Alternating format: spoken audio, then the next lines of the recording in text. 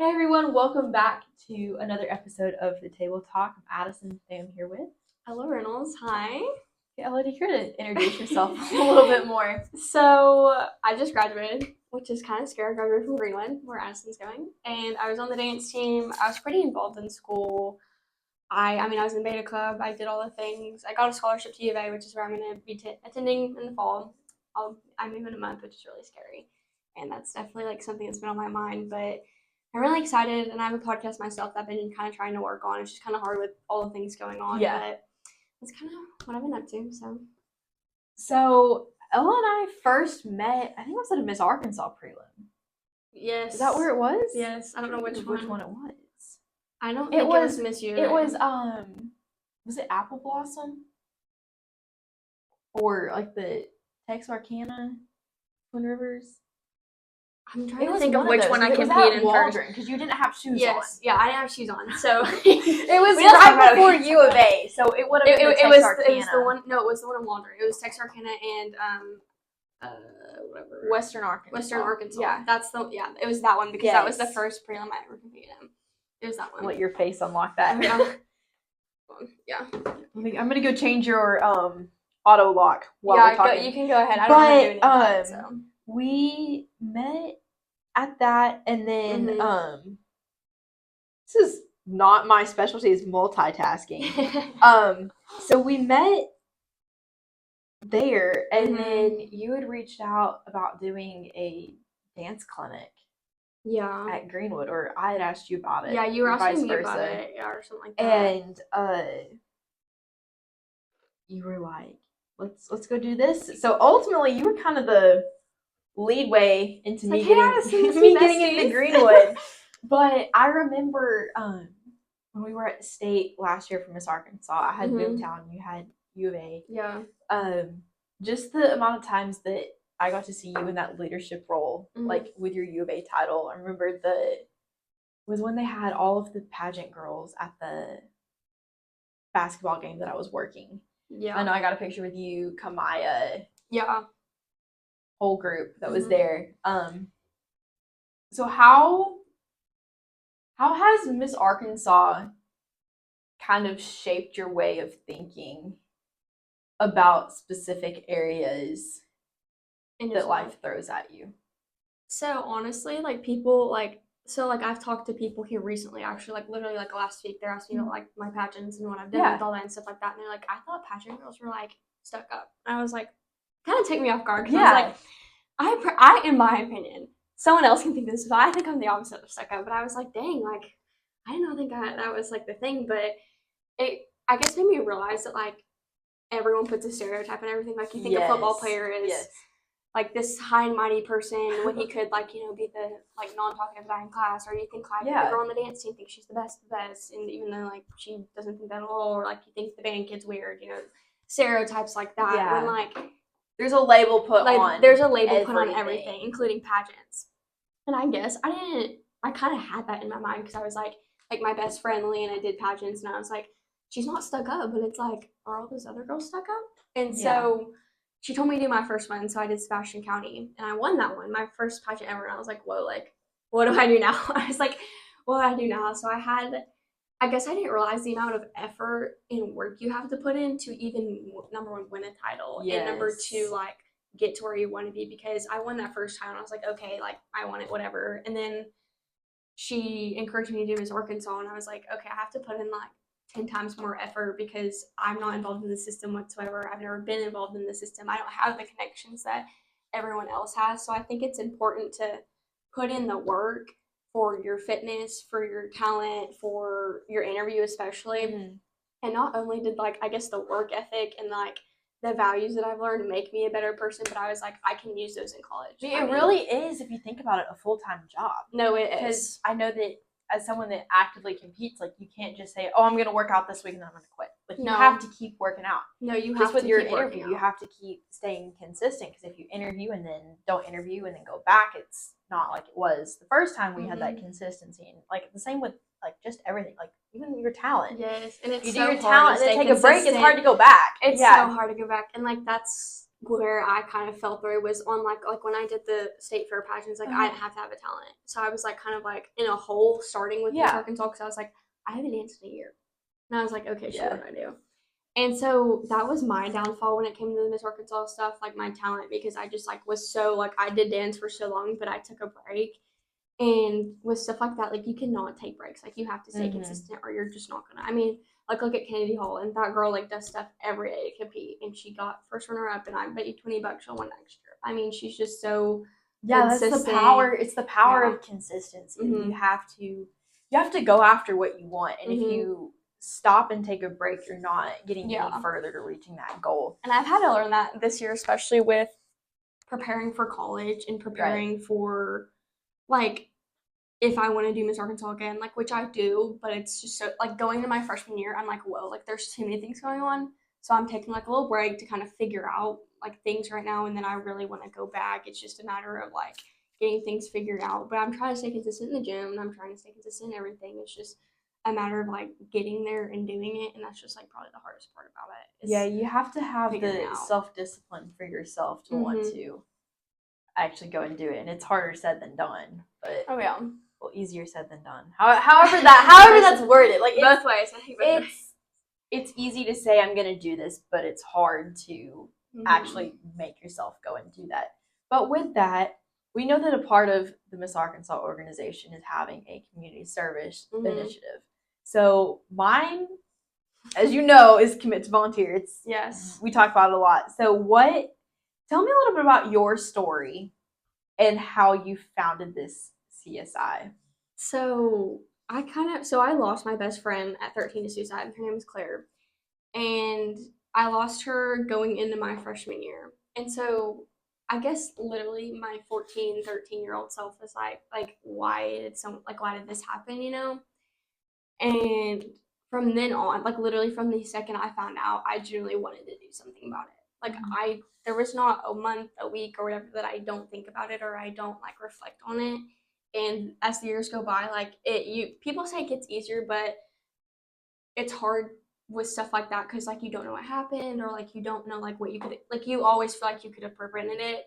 So that's why like I started my CSI, like your story's not over, because like I mean your story is not over. Like even I deal with like my mental health struggles like daily, and I have to tell myself like you're here for a purpose. God put you on this earth for a purpose. Like you're not like it's not the end of the world. Like no matter what's going on, it's not the end of the world. It's not the end of your life. And so I think that's just one of the reasons I wanted to do it, and I wanted to start something because it's so hard to like have someone relate to what you're going through because everyone goes through something different every day, and you never know what someone else is going through. And I think that was the hardest part about even like creating a CSI and dealing with it, because you never know what someone else is going through. And especially in high school, like people will start drama or talk bad about people, and I just hate it like to the furthest extent because like you never know what someone else is going through. And it's so important to be kind and to get it to the point that you're like, hey, like let's be nice, let's be kind. And you can even promote like suicide prevention and mental health without even talking about it. Like I went and talked to an elementary school that I went to when I was little, and I was like, hey, like don't bully, be kind, whatever. Like there's just so many little steps you can take, and I think that's what I had to do to get my platform out there. And I got asked to speak at like the suicide foundation in Fayetteville, and I was like, this is such a big deal. Like I was speaking to college kids, and I was like, I'm gonna be one of these next year. Like this is so weird. And so it was like stuff like that like made me feel good because I was like, people know my name, people know what I'm like here to talk about. Yeah, that is so cool. So let's dive into how we can make this change. So we know that it's something that you're passionate about, and we know that it is a problem that we are faced with, and there's so many different approaches, and not all approaches are the best way. So let's talk about the signs. Let's start with that. So what are some studies that have or noticeable signs that people tend to show that some people don't necessarily pick up on from what research you've done? So the basics, I mean, like everyone says like, oh, staying away from friends, like not going out. But in my mind and in my personal like experience from dealing with stuff like that, it's the people that are almost too involved and the people that stress themselves out beyond extent. Like those who overdo everything, perfectionists. I mean, like I'm a perfectionist myself, and I deal with stuff all the time. And I'm like, because I want everything to be perfect. Mm-hmm. I want everything to be laid out on like a platter, and for me to just do it all myself. And when you are a perfectionist, or when you try to do it all yourself, it puts more stress on you to where you're like, okay, I can't do this anymore. I don't know if you've seen it, but have you seen the TikTok? It's like the little slideshow thing, and it's like a month before the attempt, 2 days before the attempt, like going all the way down. Like, you can't, like, there's no noticeable signs or evidence within the picture. And then there's so much that actually does go on that sometimes subtle hints are overlooked, or major hints are not picked up on. It's almost like a buildup, and I will say that from like experience. It's like one little thing happens and you're like, okay, that's kind of odd, and then one more thing big happens, and that's 99% of the time when they're like, okay, I'm ending my life tonight. It's like a split. It's like people are like, oh no, it's a multiple day like think, or a multiple day like, okay, I'm gonna like end my life. Like, it's a multiple day like sequence in your brain, but like 99% of the time it's that little boy or that little girl or that man or that woman that's like that night they're like, okay, I can't do it, I'm doing it tonight. So for that child, adult, whoever, what are ways that they can seek after help and have that encouragement and confidence in themselves to step up and speak up? I think the hardest thing for people is the risk of rejection. And I've seen that in a lot of people, that they're like, I genuinely, like, I've had friends or family tell me that they're like, that have come to me and they're like, I can't do this anymore. They're like, I don't know what to do, and I don't even know how to explain what I'm feeling. And my advice, like my personal advice, would be turn to God 100% always. But, not everyone's religious, so that's hard. Right. To be like, oh, open your Bible, read a passage, like sit there in prayer. And that's what helps me personally, but that's not the case for everyone. And the other people that like don't have a relationship with God, well, that's all you. Like, do what you need to do. But in that situation, the most important thing is to turn to a professional. And I know that's even harder to like literally sit there and talk to a stranger. But I think that's better, because it's like they don't know you. They don't know your past. They don't know your present. They don't know your future. So it's like talking to a professional and getting it all out is the best thing, because they don't know you. I mean, they can't judge you. Their job is to just sit there and listen, and to give you advice, and to tell you, hey, like, it's going to be okay. And if you can't, seek a professional. Talking to a family member, a friend, or writing in a journal is always really good. Like, just writing out your feelings honestly helps so much. You think it's so dumb to think about it. Well, no, like, oh my gosh, I don't know if you ever do this, and it's kind of stupid, like, if you think about it. But like, if I'm mad or really irritated at somebody, I'll just like pull out my phone and go on the notes. Yeah, the notes. I will write a whole entire essay over this thing, and then let it sit there for a few hours, and then delete the whole note. She's like, okay, it's done with. Talk about it. Getting out your note. I have a notes app. I have a notes app that's titled LOL, and it's locked of things that I have just had to get out at a certain point, and it helps a lot. It really does help a lot. Or like, I don't want to say keeping a diary, but keeping something that you can just write in and then put in a little ball, throw in the trash can. That's so nice. It really is. Yeah. It really is. So what are ways that individuals like you and I, what are some ways that we can make a change and promote this kind of awareness for those that don't feel safe or sure enough to step up and stand out?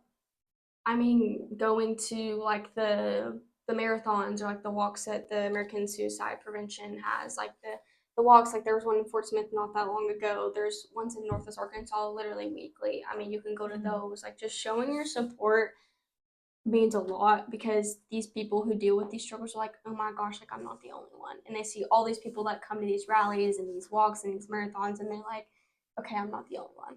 And it really does help, because I remember when I went and spoke at that walk, there was a board and it says, I walk for, and then you write down the people you walk for. And the amount of people on that board, I was like, wow, I didn't know like all these other people have dealt through the same exact thing I have dealt with. So going to things like that, or I mean, attending local youth groups, attending Bible studies, stuff like that is always good. Because I mean, you can promote anything. I mean, at a youth group, you can talk about your feelings at the youth group, or you can like do anything like that. Like even giving your testimony is like a way of promoting, hey, this is my mental health story, and this is like what I have done to help it. And I always think that's a good way. Well, I think a big thing is the way that we present ourselves is such a powerful tool that we like vandalize a lot. So even when you're shopping at Walmart or Target, or even in the mall, you're walking around angry, grumpy, just everything sets you off. People pick up on that, and their attitudes can shift towards that. Whereas if you're in there, you're happy, you're being genuine and promoting a positive atmosphere, people flood into that. It's an attraction thing. It's like a flower and a bee. Yeah. Like, the bee is going to want the good pollen from the flower. And so I just think it's also super important to remember that the way that we present ourselves affects other people, especially in school. Oh, yeah. Because school is a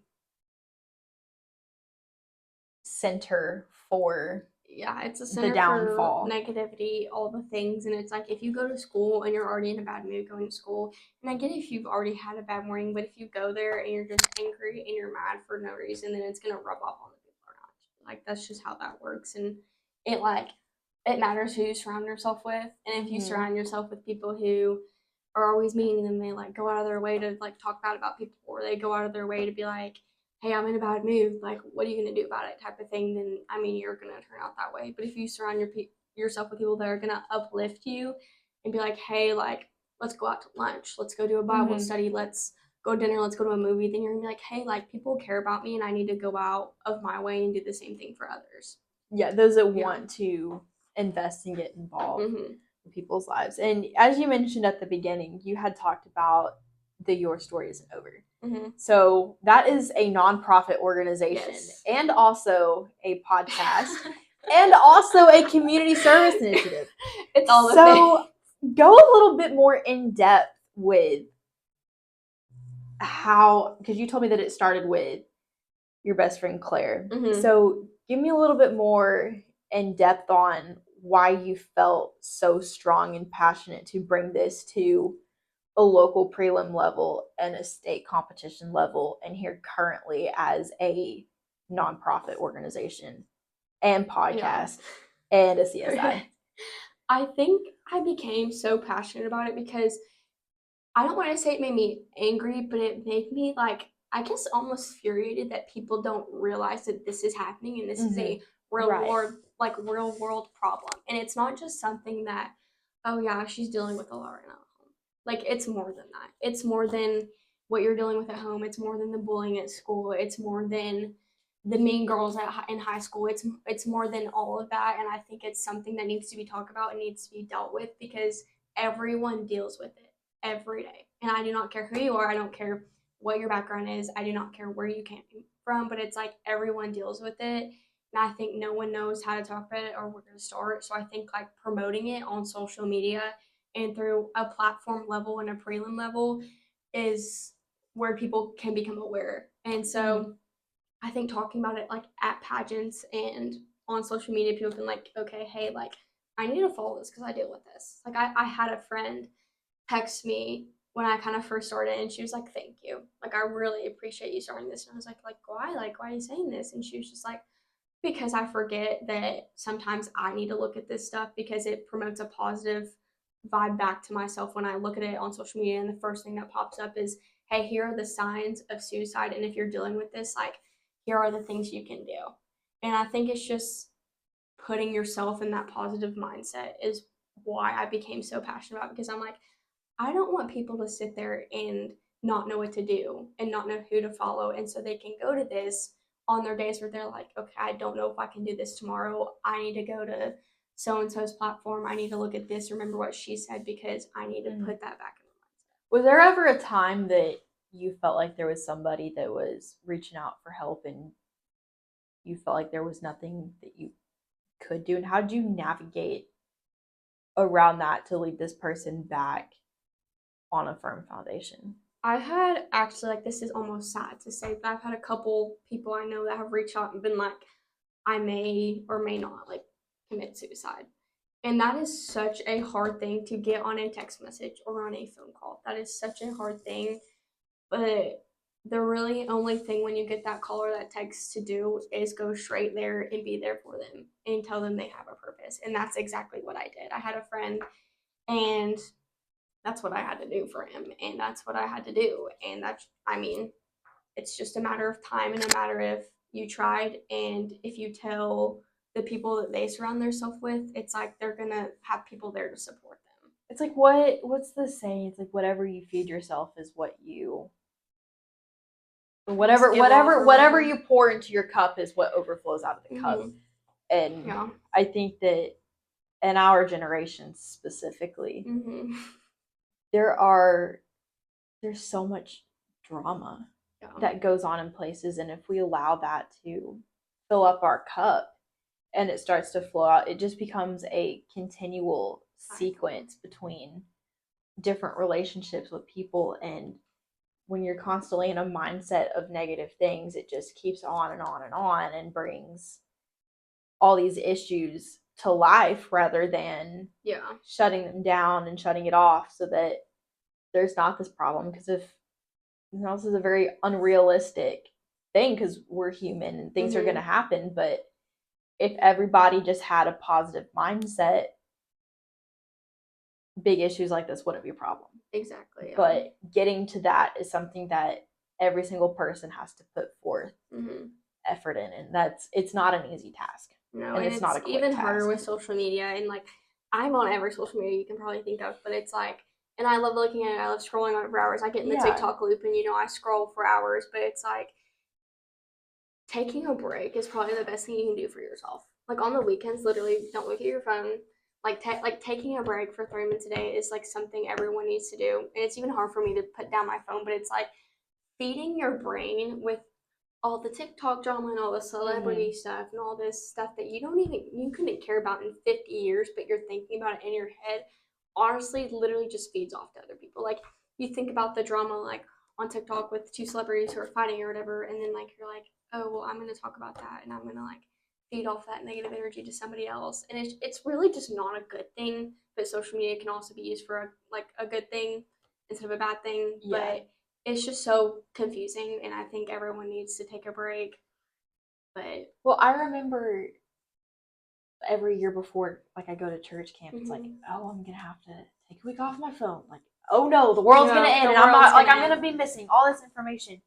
But it's just such a good reset week when you don't have to worry about what Susan's doing over here or what Kathy's doing over. Like, you don't have to worry about what so-and-so has to say or what so-and-so is doing. This year particularly, like, I was a little nervous going to camp. I was a little scared. But the more that I sat and thought about it, like you mentioned, if it's not going to matter in 5 years, 5 months, next year, 20 years from now, it's not worth spending more than 5 minutes. Like arguing and thinking worrying about it, being upset about it. So why waste that spot in your mind that could be filled with something much greater and that has so much more use rather than something that truly isn't going to matter. Yeah, and time is a precious thing. And like as someone who just graduated and like was like, oh my gosh, like the time flew by.